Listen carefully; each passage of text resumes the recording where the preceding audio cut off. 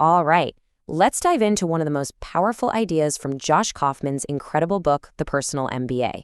We're going to talk about systems, and trust me, once you really get this concept, it can totally change how you solve problems forever.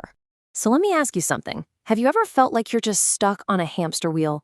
You know what I'm talking about? That one annoying problem at work or in your life that just keeps coming back no matter what you do to fix it. It feels like you're banging your head against a wall. Well, according to the Personal MBA, there's a really good reason we get stuck in these loops. The answer isn't about working harder to fix the problem. It's about getting smarter by understanding the system that's creating the problem in the first place. So let's start there. Section 1, the problem that repeats.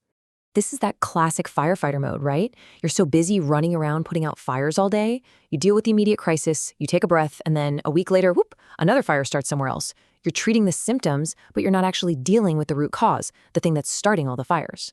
So to break that cycle, you have to change your point of view.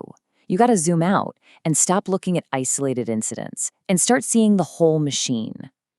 Which brings us to section 2, seeing the whole machine. And that machine is what we call a system. Now, this sounds kind of technical, but it's actually super simple. A system is just a group of interconnected parts that all work together to get a certain result. Your business is a system, your team is a system, heck, the way you make your morning coffee is a system. Let's make this really easy to picture with a coffee shop.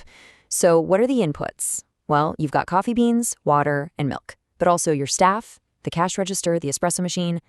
Then you have the process. That's all the stuff you do, grinding the beans, brewing the coffee, taking the order, serving the customer. And all of that leads to the outputs. The final cup of coffee, of course, but also the revenue you generate and, super important, the customer's experience. Now, here is the most important part, the real secret sauce of systems thinking.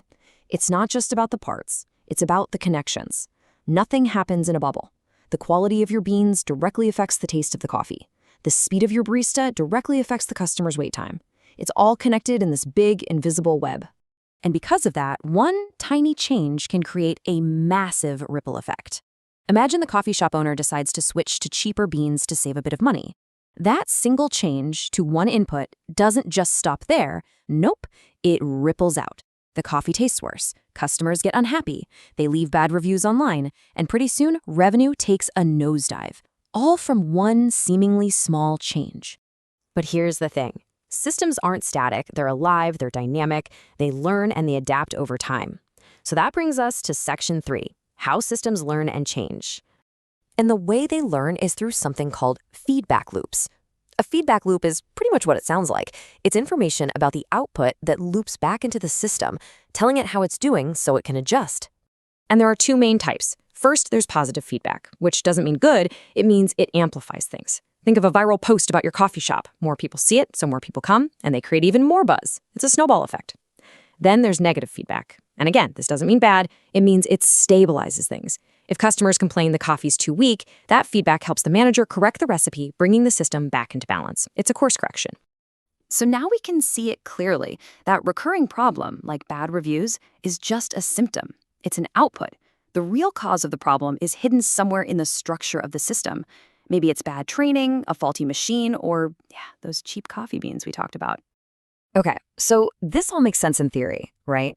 But how do we actually use this? Let's get practical.